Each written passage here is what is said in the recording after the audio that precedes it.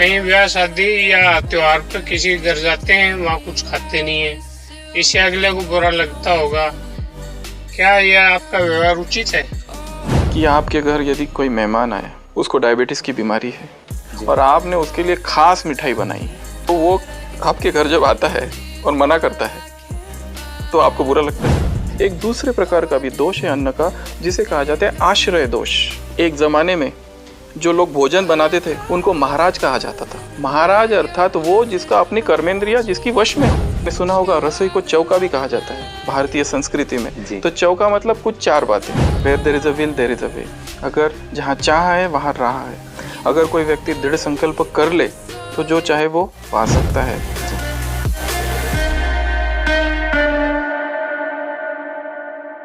आप या संस्था से जुड़े हुए लोग किसी और के हाथ का बनाया हुआ भोजन नहीं खाते हैं, ये क्या कारण है?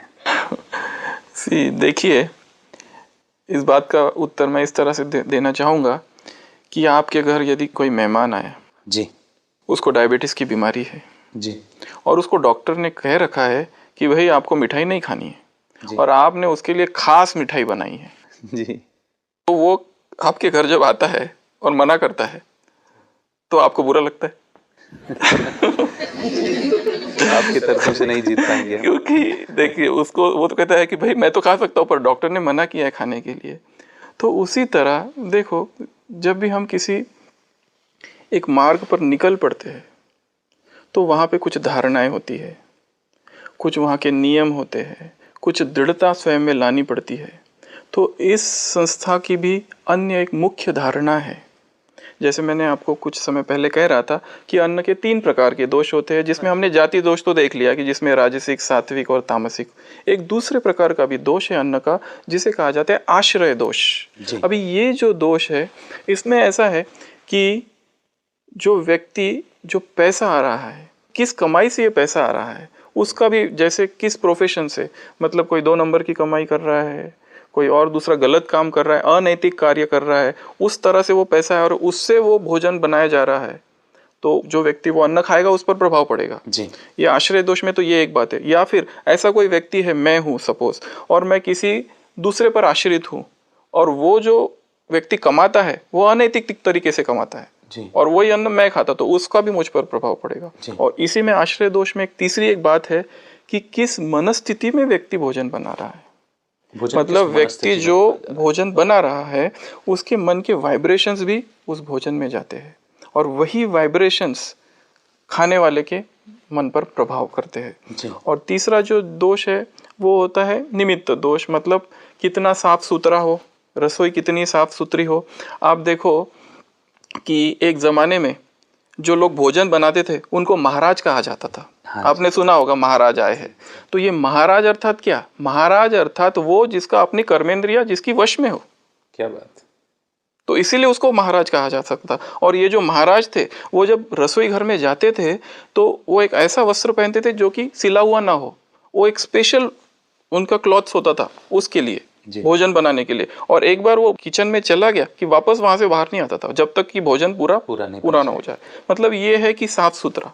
और दूसरा, आपने कुछ ऐसे संप्रदाय भी सुने होंगे जैसे वल्लभाचार्य का संप्रदाय है, जैसे रामानुजाचार्य का संप्रदाय। उसमें एक शब्द आता है स्वयं पाक जी। मराठी में कहते हैं स्वयं पाक, अर्थात रसोई को ये दूसरा शब्द है स्वयं पाक। पाक मतलब भोजन, पाक शास्त्र मतलब भोजन बनाने का जो शास्त्र है। स्वयं पाक अर्थात स्वयं पाकी, सेल्फ कुक जी, मतलब जो खुद अपने लिए भोजन बनाते हैं। तो ये धारणाएं तो हमारे भारतीय संस्कृति में कब से चालू है कि इन सभी जो दोष मैंने बताया उसका मन पर कहीं ना कहीं असर तो पड़ता ही है। अभी आपने जो बात कही कि भाई हम लोग बाहर का नहीं खाते, अगर वैज्ञानिक तरीकों से भी देखा गया है इसका, तो देखो बाहर का जो भोजन है, बाहर का जो होटल्स में, उसमें न जाने कितने कौन से केमिकल्स है, कौन सा पानी उसमें यूज़ किया गया है और कितनी बीमारियां उससे होती है बाहर का। और ये भी है कि जैसे भोजन बनाने वाला जो व्यक्ति है, अगर योगी है, कोई पवित्र है, शुद्ध विचारों वाला है, आप देखोगे कि आपके पास अगर 3 प्रकार के अन्न रखे गए, एक है मंदिर का प्रसाद जी, एक है घर का बना हुआ और एक है हलवाई की दुकान का, तो आप इसमें अंतर बता सकते हैं कि जो मंदिर का भोजन है कौन सा अच्छा है? वही अच्छा है। क्यों? क्योंकि बड़ी श्रेष्ठ भावनाएं उसके साथ बनी हुई है। हाँ, अच्छा, दूसरे नंबर पर अच्छा है घर का है, क्योंकि माँ ने बनाया है। अपने बच्चों के लिए बनाया, और जो हलवाई का बनाया वो भोजन है, जो मिठाई है, उसमें क्या है? प्रॉफिट। वही देख रहे हैं ना, उसका इंटेंशन क्या है। तो ये बहुत सारी चीज़ें यहाँ मैटर करती है। तो इस संस्था में जो मुख्य धारणा है भोजन की, उसी व्यक्ति के हाथ का भोजन खाए जो कुछ धारणा वाला है, जो इस पथ पर निकल चुका है, जिसने प्यूरिफिकेशन को अपना लक्ष्य बनाया है, राजयोग की जो साधनाएं कर रहा है, जिसका चित्त शांत हो गया है, मन पवित्र हो गया है और परमात्मा की याद में बना रहा है। सबसे मुख्य बात तो क्या बात। और जैसे मैंने कहा, एक आपने सुना होगा रसोई को चौका भी कहा जाता है भारतीय संस्कृति में। तो चौका मतलब कुछ 4 बातें। तो यही बातें कुछ घुमा के यहाँ आती है कि भाई ये भोजन किस पैसे से बन रहा है जी, भोजन में अपने आप में कुछ जाति दोष तो नहीं है, कौन से प्रकार का भोजन है वो, तीसरा जो बना रहा है उसकी मनस्थिति क्या है, और चौथा जो खा रहा है उसकी मनस्थिति क्या है। मतलब भोजन बनाने के लिए, जैसे गीता में भी लिखा है कि जो भोजन बिना अर्पण किए खाता है वो तो जैसे चोर है। जी। तो अगर हम अर्पण भी करते, अभी देखो भगवान तो अभोक्ता है, अर्पण हमको हमारी भावनाएं करनी है, भोजन तो एक निमित्त है। तो इस तरह से ये सारी बातों को अगर मिलाया जाए तो मुझे लगता है इस प्रश्न का उत्तर इसमें आ जाता है। जी। मैं समझता हूँ डॉक्टर सचिन ने जिन उदाहरणों के माध्यम से हमें इस बात की स्पष्टता दी है, हम समझ सकते हैं कि इसमें अपमानित महसूस करने वाली तो कोई बात ही नहीं है, क्योंकि ये धारणाओं की बात है, ये परहेज की बात है।